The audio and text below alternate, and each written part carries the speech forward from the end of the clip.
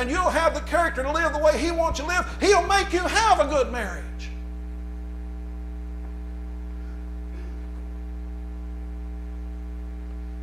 Takes two. There's too much selfishness today. I heard a young man say the other day, this was about his wife was going to do the driving. They were going on a trip. And he made the statement, if she drives, she'll get there quicker than I do because she drives faster than I do. So I'm going to let her drive. And someone spoke up and said, well, the police might have something to do with that. If she drives too fast, she may get a ticket. Are you going to pay the ticket? He said, no, I'm not paying her ticket.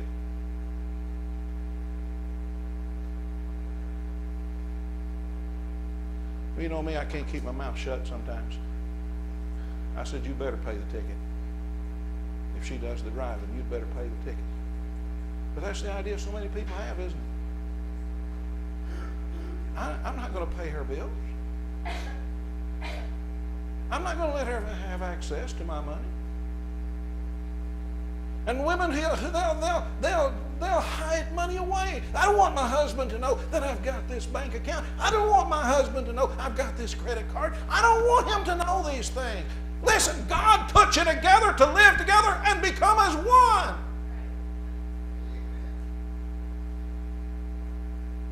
You got to follow the other rules.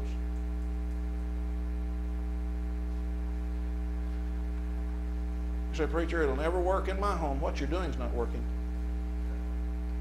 I'm giving you something better. You say, preacher, do you put this to practice in your home? We try to put it to practice in our home. Have we perfected it? No, we're still working on it.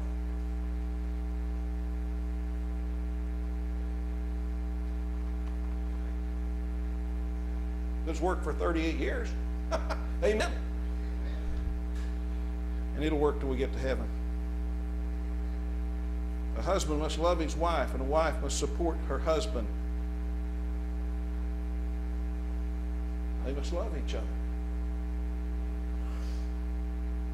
I don't love my wife. I've preached on this before here in this church. I know this. You're getting tired of hearing it, I'm sure. I don't love him anymore. I don't love her anymore. Well, you need to fall back in love. God can teach you to do that. Now, I believe the Bible teaches that husband and wife, as much as possible, need to be together and do things together and learn to love to do things together. But there's a difference in being together and being possessive.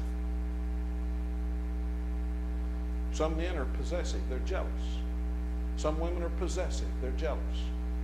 Some men will not let their wives have a free minute, and they will not let them make a decision. Some women will not let their husbands have a free minute. They won't let them be anywhere without them knowing exactly where they are. That's possessive.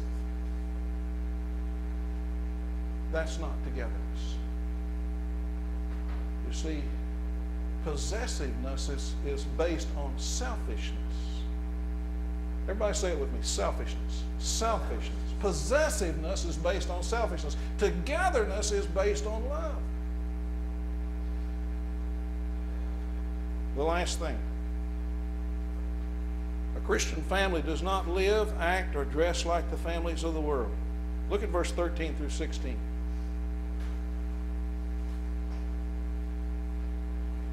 Judging yourselves, is it comely that a woman pray unto God uncovered? Now, when you read this, you're going to think this is all about.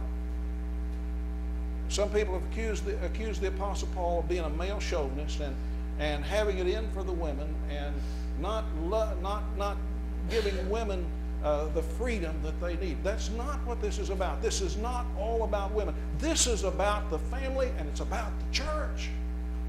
It's about keeping the devil out of the family, and it's about keeping the devil out of the church.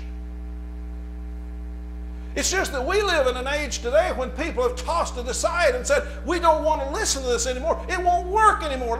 Every time you put it to the test, it'll work. I know a little family now. I won't even tell you where they're from. They got a good home. She loves him. He loves her. They're practicing this chapter every day.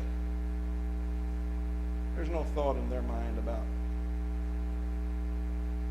his bank account, my bank account, his car, my car. They do things together.